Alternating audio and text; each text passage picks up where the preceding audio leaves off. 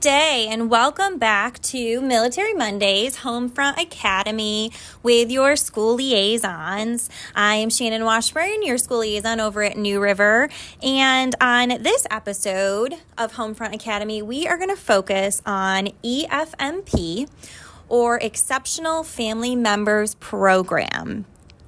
And I'm here with one of your awesome caseworkers, Jeff Grove. How are you doing today, Jeff? Doing great, Shannon. How are you today? I am good. I'm excited to kind of dive into our two programs because I know that, people get a little confused as to your role and my role. And we get questions all the time that we're like, oh, nope, you got to call EFMP, or oh, nope, that's a school liaison question, right? Yes, So yes. I was hoping that maybe we can do some myth busters and really kind of dive into what you do as opposed to like how we help our families when it comes to our school-aged kiddos. Sounds great. So what is your role as a family caseworker? Our main role is to assist service members and their families and their exceptional family members locate resources, prepare for a PCS to a different duty station, or anything, resources that they need here locally in the area that we can assist in finding for them. Awesome. And for EFMP, it's not a student who just has like some sort of learning disability. It could also be like a peanut allergy, right? That qualifies for EFMP? Yeah, Shannon, it runs a wide range of different things that we can, that family members can be enrolled for. It can be anything from allergies to mental health stuff to any educational needs that they're having in school, speech, OT, all those kinds of things. And it doesn't really, age is not a factor in this as well. As long as it's a service member's dependent, we work with infants, toddlers, school age, up to service members' parents. As long as they're a dependent, they can be enrolled in our program. Awesome. I think that's one of our big differences, right? Is we really focus on school age and you really have the wide range. Correct. Which is awesome. So I know for EFMP, special education is a big part of what you do, including IEPs. And for those of you that don't know the education speak acronym, an IEP is an individual education plan for a child that could have anything from speech to, they just need some extra help in math, or they have some sort of severe learning disability like autism. And as far as an IEP goes, that is one thing that the school liaisons, we don't do, but people think that we do. However, Jeff, you get to go to IEP meetings, don't you? I do. I go to a lot of IEP meetings. One of the big things that we are able to do, we can go to these IEP meetings with the families as a support. We cannot advocate during those meetings. However, to kind of work with that and get through that, I typically meet with the parents and the families prior to an IEP meeting. And we really sit down and go over their wants and needs for their child and what they're looking to get for them. We review previous IEPs, what is successful, what has not been as successful, and I help them organize their thoughts and kind of the data that they've collected and to go into these meetings, and I make sure that the families are as ready as they can possibly be going in to advocate for their family member. That's awesome. Well, that's one of our first big myths is you are not there to speak for the family, correct? Correct. I can help them out. And, as I said, we meet prior to, so I know the things that they're looking for. So if I see that they're missing something or they aren't understanding something, I can ask for clarification, or I can say, hey, I know you wanted to ask them about this, and kind of prompt them to do that, to bring different things up so that they can speak about. Awesome. I think that's a really good point and a really good thing for our families to know that EFMP caseworkers are not there to speak on your behalf, but they are there as a support for you so that you're not alone and to kind of help you move through that process. And then the IEP transition too, right? Especially during PCS season, like that can be really crucial when you're moving from state to state. Yes, because no IEPs in different states, they do them different ways. So when they're looking to move, they're looking at accommodations and things, what they can do to make the current IEP work wherever they're going. So, we're making sure that they have those, whether it's a digital copy or a paper copy, to have with them that they're sending so that the schools are aware of what the IEP says and what they have. That's awesome. So it's really important for your families to contact you when they're getting their new orders, getting ready to PCS, right? Correct. And anytime they get an IEP, we encourage them to get us that IEP. So we have that on file. So when we are communicating with the next duty station and the caseworker that's going to be getting that case, they are able to review that. They are able to get it to where it needs to be if we need to do those kinds of things. And they have an understanding of the child and their needs at the school, and they can start working on that stuff at the other end prior to a PCS. Which can make the transition so much smoother and Absolutely. be such a huge relief off our service members and their families' shoulders. That's awesome. And then 504s. I think that's a big question too. Are you allowed to attend 504 meetings? We are allowed to attend 504 meetings. So kind of the same as the IEP. We can show up and, we can't advocate while we're there, but we are allowed to attend 504s because sometimes they turn into IEPs and it kind of transitions into that. So depending on the needs and what we're doing with the kiddo, we are able to attend those. That's awesome. Look, I learned something new today too, people. Okay, great. So IEPs, 504s, and then the other piece I wanted to kind of go into, so once you've had that meeting and, you've talked to the family and the family is still struggling, they're just not getting what they need from the school and they're trying and you've tried, what are the next steps for our families? There are a couple different things, depending on whether you're on base or off base. If you're on base, I typically direct people to the special ed director, Brandy Elbinger. She is a great resource. She works with a lot of the families. She attends a lot of the IEPs. If I go to an IEP, she is always there as well. But she really advocates for the children and looking to what they need and what's going to be best for them. She does a great job of looking at what is best for that child, whether it's getting an evaluation or something along those lines, or getting them a little bit of extra time in class, or really looking at the needs of each individual child and working with them to best set them up for success. So that's for on base.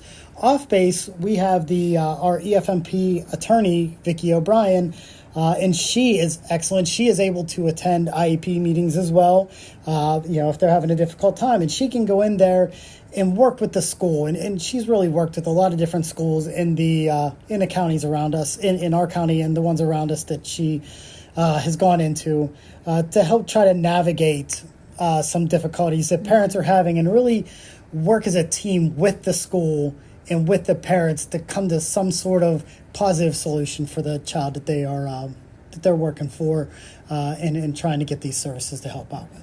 I'm glad you said that way, because I'm sure that we have some educators out there and some administrators that might listen to this podcast and think that, that we're anti-school, right? And that is not the case at all. Like, Vicki, the lawyer, or the caseworker, or even the family, they're not there to put up a fight about the IEP. They want what is best for their child. And that's exactly what the school wants. Yes. Everybody wants the same thing. I think it's just sometimes it looks a bit different from how everybody's trying to approach it. And so I think that's important to know that, nobody's against anybody. We're not here to put up a fight, Don't think of that. If you do see Vicki or Brandy, that's not why they're there. They're on your side too. Yes, we are all a team. We are all working for the best, what is best for that child. That is everybody's focus. Mm-hmm. Sometimes it's through communication. It may not appear that way, but the parents want what's best for their child, and these schools work really hard with a lot of kids to try to set them up for success. And that's what we're here for, and that's what we're all about. Going to these meetings and getting these kiddos the services they need. Yeah, awesome. Well, thanks, Jeff. And then I kind of want to flip back a little bit to something else that you said when families are going from state to state, because I know that we get this question a lot in the school liaison program, is that services don't always look exactly the same, right? And I know families ask that, well, doesn't the school have to follow the IEP? Yes, they do, right? Yes. Per MIC-3, which is your Military Interstate Children's Compact, all states have signed it, and that ensures that our littlest service members, can transition from place to place smoothly. But I think it's Julie Fulton. I don't know if you've heard this, Jeff, but it's kind of funny. Her little saying is, I think she uses a car, but of course that one I can't really remember. It's like comparing a Cadillac to a Mustang, right? Like you might come from a state that you had a Cadillac, but then you're going to go to a state that you're only going to get a Mustang or a Chevy, you know? Yes. You're going to get it, but it's not going to look exactly the same. Right. They have to offer those comparable services or how that's worded there. They have to try to come as close as they can within their means and what they have there at the school that you would be going to try to ensure that everything on the IEP is addressed and you have those comparable services where it's close to as close as they can get to having the services that were in the original IEP worked through. Awesome. Thank you. Well, one of the other myths I wanted to ask you about, because again, I think I've heard this quite a bit too, is that enrolling with EFMP will have a negative impact on a service member's career, or it'll somehow label them or, the child. But I know from talking with you guys and learning from you that that's not true. No, that is not. It's actually the opposite. We are here to enhance and help the families and service members' career by ensuring that their dependents, whether it's a kiddo or an adult, we make sure that their medical, emotional, and educational needs are met at the current station. So when they're here, we're trying to work to make sure that they are taken care of here. And then when they get a new duty station, we are making sure that those services are available there. There are plenty of places that we look at and we see speech or OT, things that are done in school just are not available at different places. And so we need to look at those kinds of things and think, what is best for this family member? Are they going to be able to get the services that they need at that station? And then we make our recommendation based off of, whether those services are available or not, and, whether they can help that family out with their family members' needs. Mm-hmm. So it's really just a support system. We're all here to support our service members ultimately, so that they're mission ready. Yes, that was definitely a big one. And then I know we talked about that little one. And then what about if you have a child that's enrolled in EFMP, does that mean you're non-deployable? No, that does not mean that. It just means that we only ensure a family member's medical, emotional, and educational needs. We make sure that they are available here and then where they would be going. An active duty service member is always in deployable status regardless of the family's needs, but we are looking at, are the needs going to be met for the exceptional family member, or is it the service member goes unaccompanied for a year and comes back? There are different options and different ways that those can go, but we at EFMP are looking to make sure that if that family member, that exceptional family member is going, they are able to go and they are able to get the services that they need. That's awesome. That is awesome.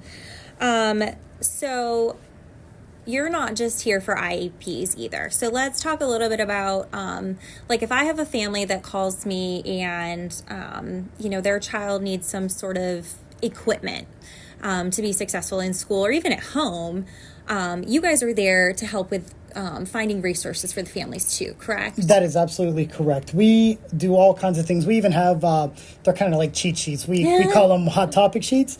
So we have those listed with different speech, OT, PT, ABA, doctors, psychologists. We have all that kind of stuff that we have and are available. We have the EFMP attorney. I look up every year, I look up summer camp stuff. So I am sending all my families different opportunities, different events that are going on base as well as off base. Because, we realize that, people are out in the community as well. So we try to find those different things. And, I know my families pretty well, so they may even say, hey, we're looking for this specifically. I can look for specific programs or different things, robotics camps. I've gotten all kinds of things.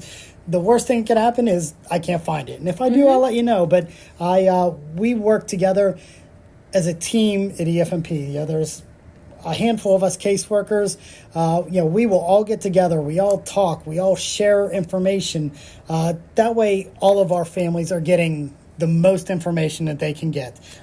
Sometimes we send a whole lot, so we may drive them a little crazy with that. But there are a lot of resources on base as well as off base that we are in touch with that you just may not know about or a family may not know about. So it never hurts to reach out to a caseworker and ask. We are always happy to help and assist and look that stuff up for you. And even if your caseworker is not available, we have 3 different offices where if you call any one of them, any caseworker will be more than happy to assist you or your family in any way in finding different things out.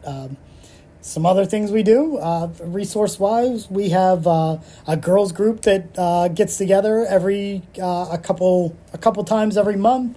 So we run groups like that. We do training and learning series, teaching families about different programs that we have within our program, about like respite care, or even we talk about we have different entities in and talk to people such as yourself, Shannon. You've been in a couple times and gotten to speak to some of our families about the school liaison program and different things like that. So it is really an all-encompassing, just ever-changing thing that we are constantly looking for resources, constantly trying to help families.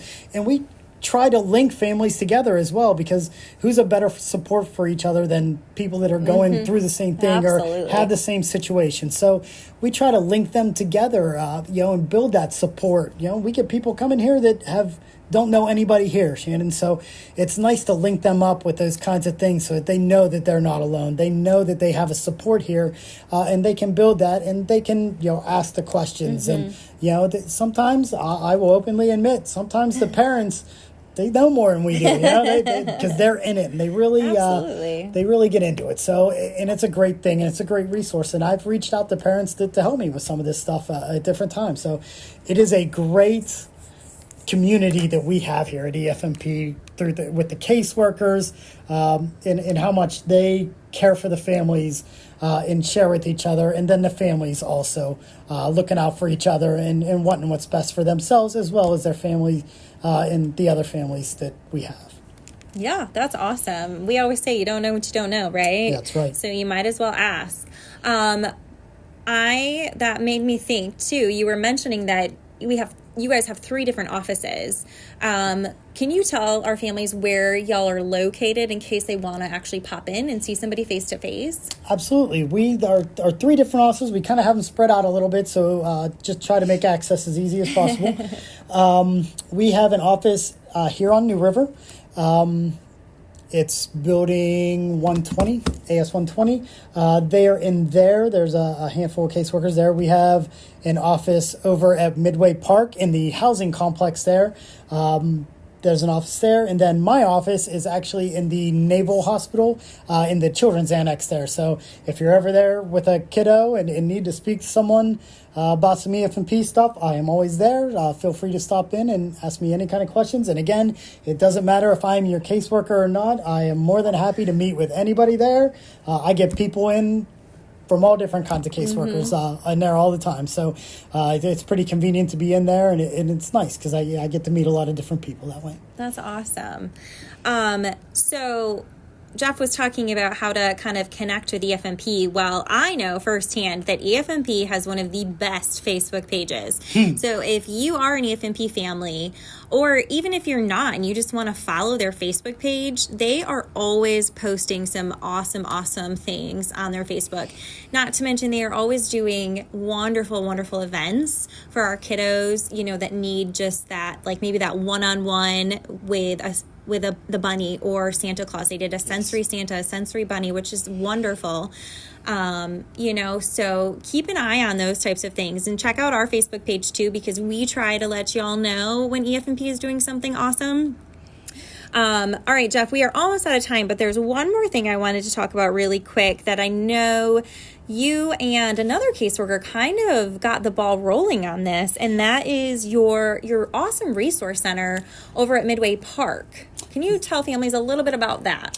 For sure. It is over at Midway Park. That is where we house all the information, all the different things. But we have tried to build up a resource center to give families different opportunities for many different things, whether it's educational things such as different books on topics ranging from gluten-free cookbooks to mental health stuff to we probably have the cutest potty training book I've ever read in my life. It is fantastic, but it's over there as well as journaling, for our teenage kiddos and even adults.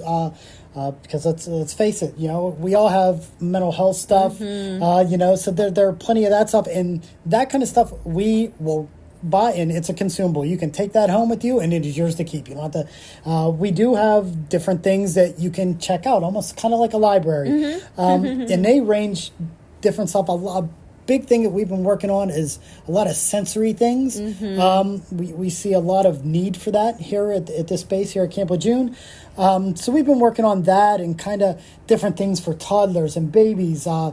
We had a family come in and ask us, an OT had made a suggestion, and the need was it was called a crawligator. A baby was learning to crawl, but having difficulty. So we were able to go and purchase this, and the family was able to check it out for, a month that they needed it. Baby did great with it, was doing good, graduated from that, and then we were able to get the next step up. So we are able, if we don't have something, please ask, because then we can look into it, we can look at maybe purchasing it and having that there, because it's not just you that needs something like that. Sure. There are thousands of people on this base, thousands of people in EFMP. Someone else is going to need it. So, we look into getting those kinds of things.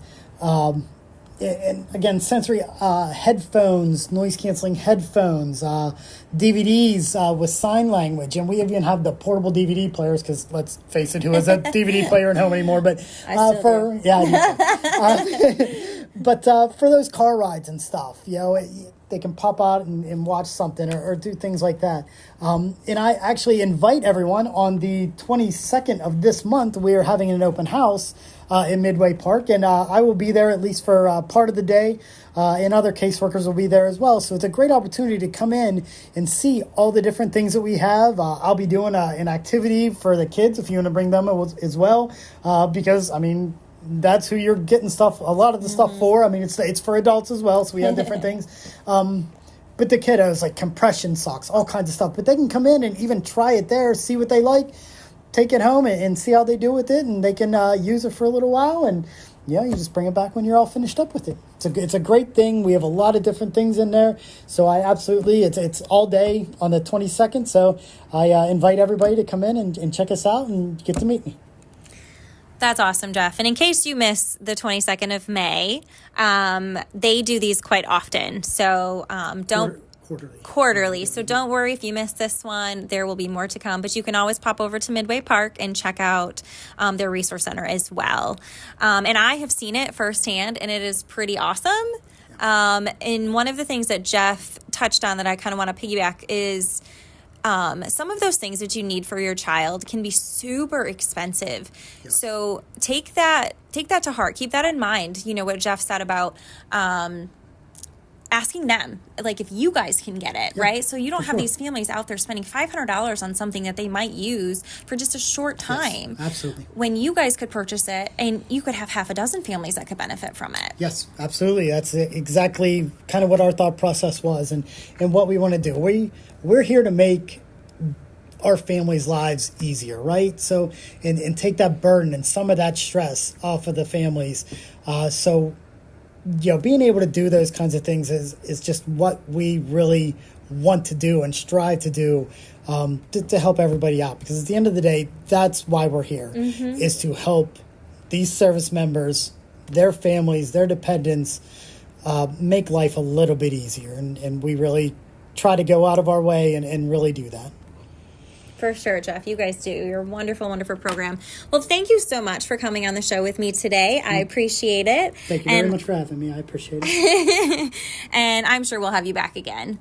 And I hope you all enjoyed the show. And I will see you next month for our Homefront Academy.